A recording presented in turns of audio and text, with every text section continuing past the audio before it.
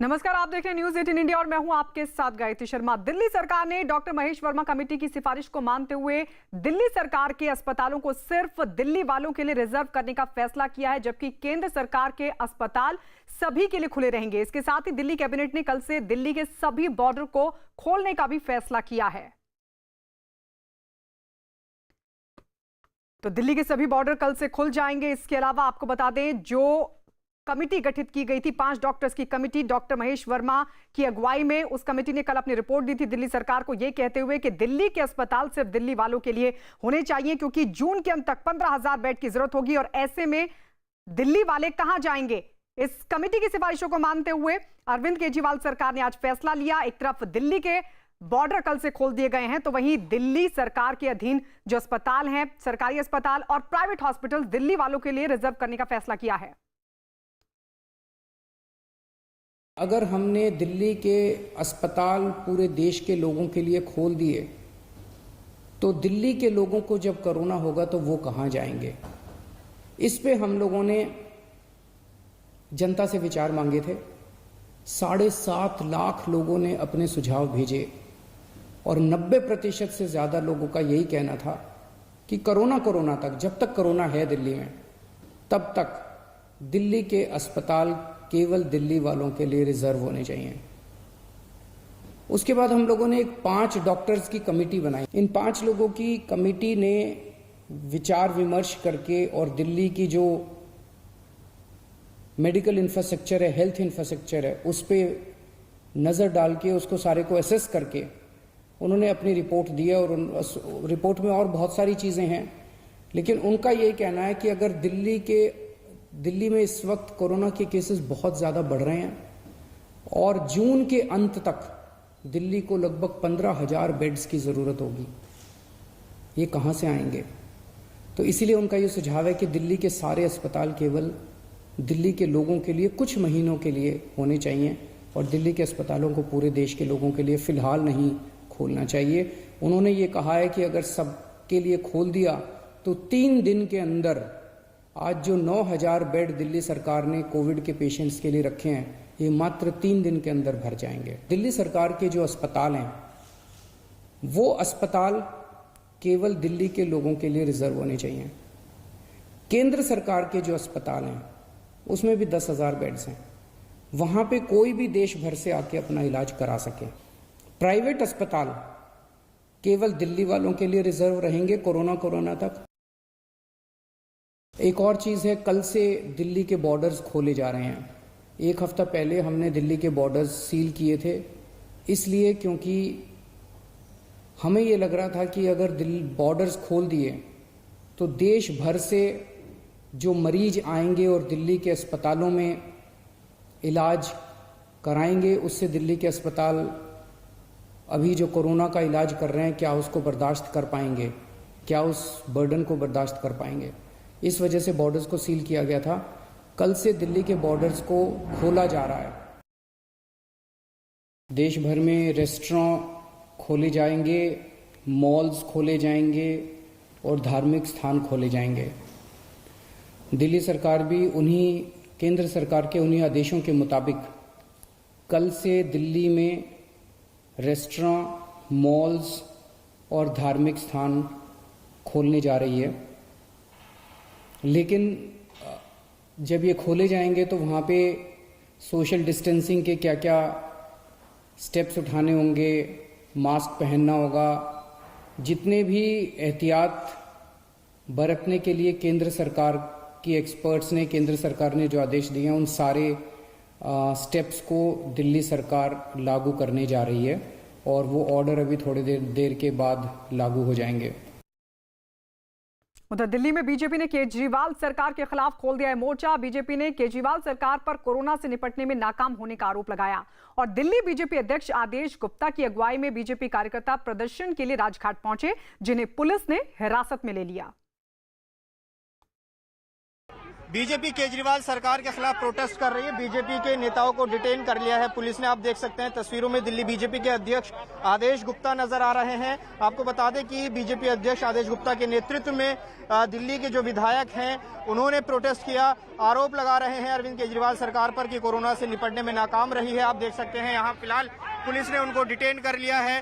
केजरीवाल सरकार हाय हाय के नारे लगा रखे हैं और प्लेकार्ड्स लिए हुए हैं जिस पर केजरीवाल सरकार पर आरोप लगाए हैं। यहाँ आप देखिए तस्वीरों में नजर आ रहे हैं। सरकार जिस तरह से कोरोना महामारी संकट के समय में विज्ञापन में हीरो, ये देखिए पुलिस फिलहाल बीजेपी नेताओं को डिटेन करके यहाँ से ले जा रही है। राजघाट पर ये प्रोटेस्ट था। लगातार बीजेपी हमलावर है अरविंद केजरीवाल सरकार पर। दिल्ली बीजेपी के अध्यक्ष आदेश गुप्ता ने दिल्ली सरकार के अस्पतालों पर सीएम केजरीवाल के फैसले को नाकामी छिपाने की कोशिश बताया। बीजेपी केजरीवाल सरकार के खिलाफ प्रोटेस्ट कर रहे हैं। यहाँ पर आदेश गुप्ता है दिल्ली बीजेपी के अध्यक्ष। सर, सबसे पहली प्रतिक्रिया, दिल्ली सरकार ने फैसला किया है कि दिल्ली के अस्पतालों में और निजी अस्पतालों में दिल्ली के लोगों का इलाज होगा, इस पर क्या कहना है? दिल्ली सरकार ग्राउंड पर जीरो और विज्ञापन में हीरो। अच्छा, आज तक जो भी दिल्ली सरकार के जो फैसले हैं वो जिस तरह काम कर रही है वो सिवाय अपनी नाकामियों को छिपाने के लिए इस तरह के फैसले ले रही है। मैं दिल्ली के मुख्यमंत्री केजरीवाल से कहना चाहता हूं कि वो लोगों की जान बचाएं, लोगों के अस्पतालों में लोगों का इलाज हो। लोग परेशान हैं, दिल्ली की जनता के लिए काम करें। अस्पतालों में बाहर के लोगों का इलाज होना चाहिए या नहीं? बीजेपी का इस पर क्या स्टैंड है? मैं दिल्ली के मुख्यमंत्री से कहना चाहता हूं इस तरह की बातें करना बंद करें। अपनी नाकामी छिपाने के लिए वो मुद्दों को भटकाना चाहते हैं। जब कोरोना समय शुरू हुआ था उन्होंने कहा था 30,000 बेड हमारे पास उपलब्ध है, लेकिन आज ग्राउंड पर 3,000 बेड भी उपलब्ध नहीं है। बीजेपी ही नहीं, कांग्रेस ने भी दिल्ली सरकार पर कोरोना से निपटने में नाकाम होने का आरोप लगाया। कांग्रेस के नेता अजय माकन ने केजरीवाल सरकार पर इल्जाम लगाते हुए कहा है कि दिल्ली में 38 में 33 दिल्ली सरकार के अस्पताल कोरोना मरीजों का इलाज ही नहीं कर रहे। दिल्ली सरकार के खुद के 38 में से 33 हॉस्पिटल्स कोरोना पेशेंट्स को ट्रीट नहीं कर रहे हैं, वो लोगों को वापस भेज रहे हैं और लोगों को केवल 5 हॉस्पिटल्स जो कोरोना के लिए हैं उनको जो डेडिकेट किया गया वहीं आप जाइए। तो केजरीवाल साहब, दिल्ली तो खुलेगी या नहीं खुलेगी ये बात की बात है। सबसे पहले आप अपने हॉस्पिटल जो 38 हॉस्पिटल्स हैं उसको तो खोलिए कोरोना पेशेंट्स के लिए, फिर उसके बाद में बात की बात। बिहार में बीजेपी की होने वाली वर्चुअल रैली को लेकर तैयारियां पूरी हो चुकी हैं। गृह मंत्री अमित शाह इस रैली को संबोधित करेंगे। इस रैली में ट्विटर, फेसबुक और यूट्यूब के जरिए लोगों के जुड़ने का इंतजाम किया गया है। इसके अलावा कार्यक्रम से पहले वर्चुअल रैली के मंच को पूरी तरीके से सैनिटाइज किया गया। बीजेपी की आज वर्चुअल रैली है। हमारे साथ मौजूद हैं बिहार प्रदेश के अध्यक्ष संजय जायसवाल जी। ये बताइए क्या खास तैयारी है और इस वर्चुअल रैली में आप लोग किस तरह से लोगों से कनेक्ट होंगे? 6 साल से प्रति वर्ष हम माननीय प्रधानमंत्री श्री नरेंद्र भाई मोदी जी के 1 वर्ष के कार्यकाल का हिसाब देते हैं और यह दूसरे कार्यकाल के पहले साल पूरा होने पर हमारी यह परंपरा है कि जो काम 1 वर्षों में किया है वह जनता को हम हिसाब देते हैं। और आज माननीय गृह मंत्री जी बिहार की जनता को संबोधित करके बताएंगे कि 1 वर्षों में माननीय मोदी जी ने क्या क्या कार्यक्रम किया। किस तरह से कनेक्ट होंगे लोगों से? 1000 स्थानों पर तो वीडियो कॉन्फ्रेंसिंग के माध्यम से वो जुड़ रहे हैं और 60,000 बूथों पर जो भी हमारे माननीय सप्तऋषि हैं सभी अपने अपने घरों पर बैठ कर के टीवी, मोबाइल, यूट्यूब के माध्यम से माननीय गृह मंत्री जी का संबोधन सुनेंगे भी और उनके साथ जो लोग मौजूद होंगे वह भी सुनेंगे। क्या माना जाए ये चुनावी शंखनाद है बिहार का जो चुनाव सामने है उसको लेकर? अभी ये तो कोई चुनाव से इसका कोई मतलब नहीं है। यह 1 वर्षों का हिसाब देने के लिए माननीय गृह मंत्री जी बिहार को संबोधित कर रहे हैं। ये संजय जायसवाल जी हैं जो साफ तौर पर बता रहे हैं कि जो आज जन संवाद होना है इसमें जो पिछला कार्यकाल रहा है उसको लेकर आज जनता को बताया जाएगा। तस्वीरों में भी आप साफ तौर पर देख सकते हैं तैयारियां पूरी कर ली गई है। सोशल डिस्टेंसिंग का खास ख्याल रखा गया है। यहाँ पर सामने एक मंच बनाया गया है जहाँ पर बिहार के नेता बैठेंगे, तो वहीं एक दूसरा मंच दिल्ली में भी है जहाँ पर बिहार के केंद्रीय मंत्री और साथ ही जो गृह मंत्री हैं, बीजेपी के वरिष्ठ नेता हैं अमित शाह, वो बैठेंगे और लोगों को संबोधित करेंगे। बिहार में बीजेपी की होने वाली वर्चुअल रैली को लेकर तैयारियां पूरी हो चुकी हैं। गृह मंत्री अमित शाह इस रैली को संबोधित करेंगे। इस रैली में ट्विटर, फेसबुक और यूट्यूब के जरिए लोगों के जुड़ने का इंतजाम किया गया है। और इसके अलावा आपको ये भी बता दें कि कार्यक्रम से पहले वर्चुअल रैली के मंच को पूरी तरह से सैनिटाइज किया गया। इस बीच बीजेपी के मुताबिक इस वर्चुअल रैली के जरिए एनडीए ने एक साल में जो काम पूरा किया है उसी को जनता के बीच ले जाया जाएगा। हमारे संवाददाता चंद्रमोहन ने वर्चुअल रैली की तैयारियों का जायजा लिया।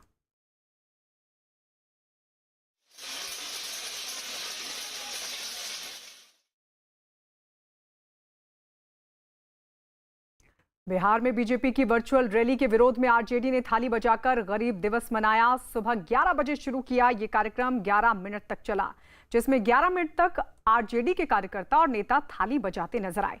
तेजस्वी यादव और राबड़ी देवी के साथ तेज प्रताप यादव अपने घर के बाहर कुछ कार्यकर्ताओं के साथ थाली बजाते दिखे। इस कार्यक्रम की खास बात यह थी कि थाली बजाते नेता तो सोशल डिस्टेंसिंग के लिए बनाए गए घेरे में खड़े थे, लेकिन उनके आसपास बाकी लोगों ने सोशल डिस्टेंसिंग का पालन नहीं किया। केंद्र की सरकार, राज्य की सरकार ने किया है।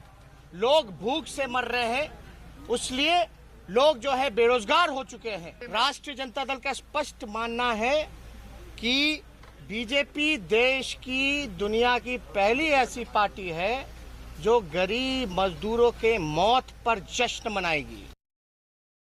बीजेपी की आज वर्चुअल रैली है तो मुख्यमंत्री नीतीश कुमार आज अपने कार्यकर्ताओं से संवाद कर रहे हैं, जिसके विरोध में आरजेडी आज थाली बजा रही है। तस्वीरों में भी आप साफ तौर पर देख सकते हैं, आरजेडी आज गरीब अधिकार दिवस मना रही है और इनका विरोध जो रैली हो रही है बीजेपी और जो नीतीश कुमार अपने कार्यकर्ताओं से जनसंवाद कर रहे हैं उसको लेकर है। तो तस्वीरों में आप साफ तौर पर देख सकते हैं तेजस्वी यादव मौजूद हैं, राबड़ी देवी मौजूद हैं और तेज प्रताप यादव सामने मौजूद हैं। सोशल डिस्टेंसिंग का ख्याल रखा गया है और साथ में आरजेडी के कार्यकर्ता भी मौजूद हैं। तेजस्वी यादव ने साफ तौर पर यह कहा है कि जो बिहार में पहुंचे हैं बाहर से प्रवासी मजदूर, उनके रहने और खाने की व्यवस्था नहीं की गई है और सरकार और साथ ही बीजेपी जो है वो चुनाव में जुट गई है। ऐसे में आरजेडी इसका विरोध कर रही है और तस्वीरों में भी आप साफ तौर पर देख सकते हैं कि जो तमाम नेता हैं वो यहाँ पर राबड़ी आवास के सामने मौजूद है, थाली बजा रहे हैं और इनका सीधे तौर पर विरोध जो है वो बीजेपी और नीतीश कुमार के खिलाफ है। केंद्रीय मंत्री गिरिराज सिंह ने आरजेडी पर पलटवार किया और कहा कि कुछ पार्टियां केवल मोदी और बीजेपी का विरोध ही करते रहते हैं। आरजेडी के गरीब दिवस के मौके पर थाली बजाने के कार्यक्रम पर कहा कि जब डॉक्टर्स के समर्थन में थाली बजाने को कहा था तो विरोध किया था और आज खुद विरोध कर रहे हैं। मुझे लगता है कुछ लोग, कुछ राजनीतिक पार्टियां केवल नरेंद्र मोदी और बीजेपी का विरोध ही है। यही लोग थे जब पहली बार कोरोना से जुड़े हुए वॉरियर्स को, डॉक्टर हों, सुरक्षाकर्मी हों, नर्सेज हों, उनके समर्थन में थालियां बजाने के लिए कहा था तो भी विरोध किया था। और अब बात कोरोना की। अगर देश के आंकड़ों पर नजर डालें तो देश भर में कोरोना के मरीजों की संख्या बढ़कर 2,46,628 पहुंच चुकी है। वहीं अब तक 1,19,293 मरीज ठीक हो चुके हैं, जबकि अब तक 6,929 लोगों की मौत हो चुकी है। फिलहाल देश में 1,20,406 एक्टिव केस हैं। वहीं देश भर में पिछले 24 घंटों की अगर बात करें तो 24 घंटों में कोरोना के 9,971 नए मरीज सामने आ चुके हैं। देश के ज्यादातर राज्य कोरोना वायरस से जूझ रहे हैं, लेकिन इनमें से कुछ राज्य ऐसे हैं जहां कोरोना की चपेट में आने वाले मरीजों की तादाद लगातार बढ़ रही है और कोरोना के मरीज भी बहुत ज्यादा हैं। सबसे खराब हालात लगातार महाराष्ट्र के ही बने हुए हैं। यहां पर कोरोना मरीजों की संख्या लगातार बढ़ रही है। मरीजों की तादाद यहां 82,000 के पार है। कोरोना से जूझ रहे राज्यों में तमिलनाडु दूसरे नंबर पर है, जहां अब तक कोरोना के मरीजों की संख्या 30,000 से ज्यादा हो चुकी है। वहीं कोरोना मरीजों की संख्या के मामले में तीसरे नंबर पर दिल्ली आता है, जहां मरीज 27,000 से ज्यादा हैं। गुजरात चौथे नंबर पर, कोरोना मरीजों का आंकड़ा यहां 19,500 के पार हो चुका है। और 5वें नंबर पर है राजस्थान, जहां कोरोना मरीजों की संख्या 10,331 है। कोरोना वायरस के कहर से पूरी दुनिया बेहाल है और दुनिया के 185 देश इस वक्त कोरोना महामारी की चपेट में है, लेकिन कुछ देशों में हालात बहुत ज्यादा खराब हैं और ऐसे देशों में सबसे पहले पायदान पर अमेरिका ही बना हुआ है, जहां कोरोना के मरीज 19,20,000 से ज्यादा हो चुके हैं। वहीं ब्राजील दूसरे नंबर पर है, जहां मरीजों की संख्या 6,72,000 के पार जा पहुंची है। रूस इस लिस्ट में तीसरे नंबर पर है, जहां कोरोना मरीजों की संख्या 4,58,000 के पार है। ब्रिटेन चौथे नंबर पर, जहां कोरोना के मरीजों की तादाद 2,86,000 से भी ज्यादा है। और 5वें नंबर पर है स्पेन। स्पेन की जगह भारत आ गया 5वें नंबर पर, जहां कोरोना मरीजों की संख्या 2,46,628 है।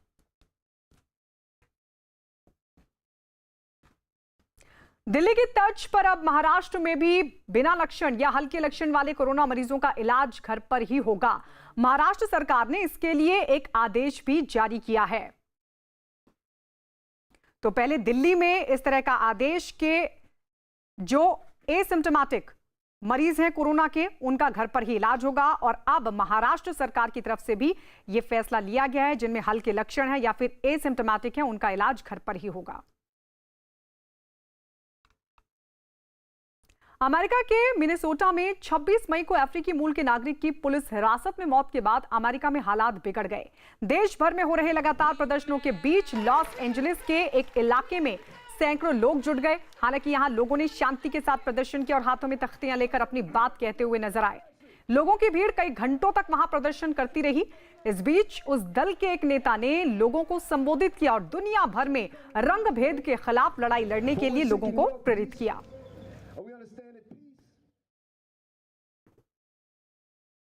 अमेरिका के न्यूयॉर्क में भी अफ्रीकी मूल के नागरिक की हत्या के बाद एक बार फिर से प्रदर्शन हुआ।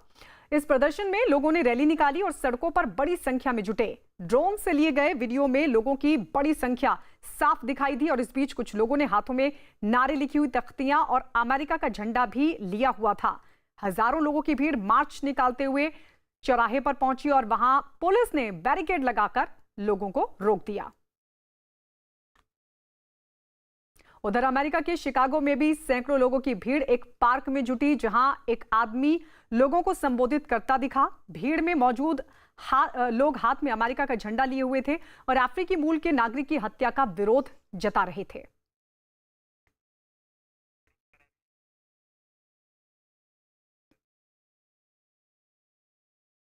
और इस वक्त एक बड़ी खबर जम्मू कश्मीर के शोपियां से, जहां सुरक्षा बल ने 3 आतंकियों को मार गिराया है। तो जम्मू कश्मीर के शोपियां से इस वक्त की बड़ी खबर, 3 आतंकी ढेर हुए हैं। सुरक्षा बल की आतंकियों से सुबह से ही मुठभेड़ चल रही थी और जानकारी के 3 आतंकियों को मार गिराया गया है। तो ये इस वक्त की बड़ी खबर जम्मू कश्मीर के शोपियां से, जहां पर 3 आतंकी ढेर हो गए हैं। रिफत अब्दुल्ला हमारे सहयोगी जुड़ गए हैं। रिफत, और क्या जानकारी मिल पा रही है?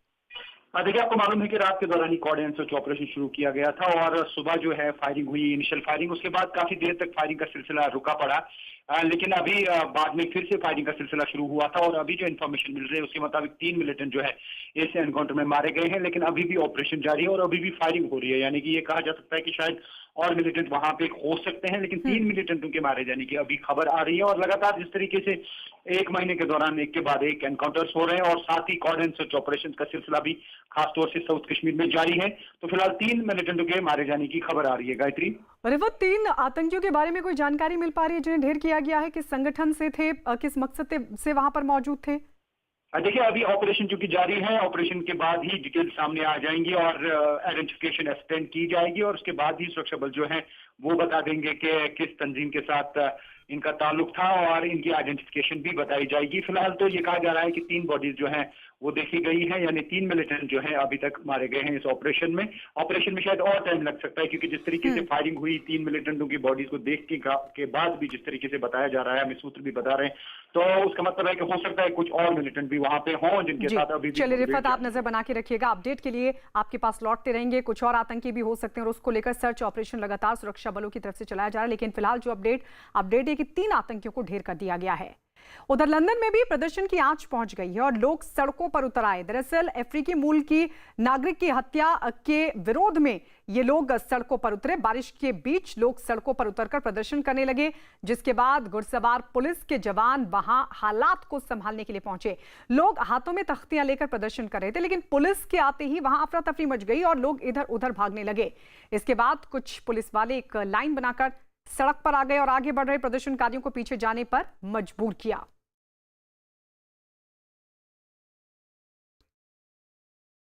ऑस्ट्रेलिया के मेलबर्न में भी अफ्रीकी मूल के नागरिक की हत्या के विरोध में प्रदर्शन हुआ। इस दौरान एक इलाके में हजारों की संख्या में लोगों की भीड़ जुटी और हाथों में तख्तियां लेकर प्रदर्शन करते लोग नजर आए। लोगों ने सड़कों पर मार्च भी निकाला और हजारों की संख्या में शहर के रास्तों पर भीड़ लगाकर खड़े रहे।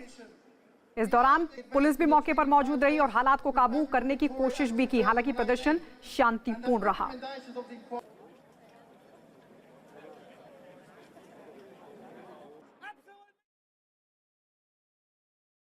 अमेरिका में लगातार हो रहे प्रदर्शन की आंच ऑस्ट्रेलिया में साफ तौर पर दिखाई दी, जहां सिडनी में हैरान करने वाली तस्वीर दिखी। लोग इतनी बड़ी संख्या में सड़क पर उतर आए कि सड़कें दिखनी बंद हो गईं। लाखों की संख्या में नारे लगाते रहे और हाथों में नारे लगी तख्तियां लेकर कुछ इस तरीके से दिखाते नजर आए। इस दौरान पुलिस भी हालांकि मौके पर मौजूद थी। तो स्टॉप ब्लैक डेथ, इस तरह की तख्तियां लेकर ये देखिए कितनी संख्या में लोग सड़कों पर उतर आए थे। चारों तरफ लोग ही लोग नजर आ रहे थे। लाखों की संख्या बताई जा रही है जिन्होंने ये प्रदर्शन किया।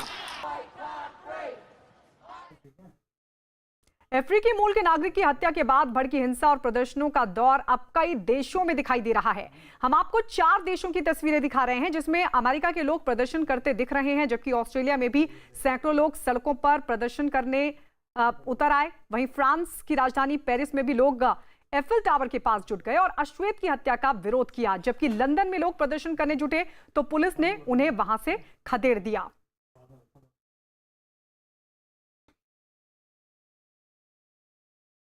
उधर प्रदर्शन और विरोध का जो दौर है वो फ्रांस में साफ तौर पर दिखाई दिया। फ्रांस की तस्वीर आपको दिखा रहे पेरिस के एफिल टावर की, जहां सैकड़ों की संख्या में लोग जुटे दिखाई दी और हाथों में तख्तियां ली हुई थी। तख्तियों के साथ लोग प्रदर्शन कर रहे थे। लोगों ने जमकर नारेबाजी भी की और मारे गए अफ्रीकी मूल के नागरिक के परिवार के साथ अपनी संवेदनाएं जताई। कुछ लोग हाथ में बैनर लेकर मार्च में शामिल हुए, जबकि हालात को काबू रखने के लिए पुलिस भी वहां पर तैनात नजर आई।